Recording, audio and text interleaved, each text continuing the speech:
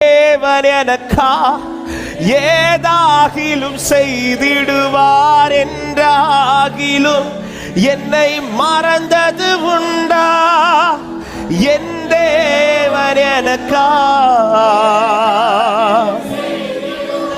என்றாகிலும் கிரகிக்க முடியா காரியம் செய்வி சர்வ ஞானியே உம்மை ஆராதிப்பே.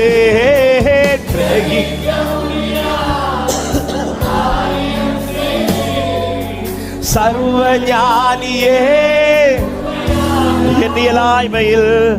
எண்ணியலாய்மையில் நீர் செயல்படுவே. கரம் என்னை விலகாதிருக்கும் எண்ணியலா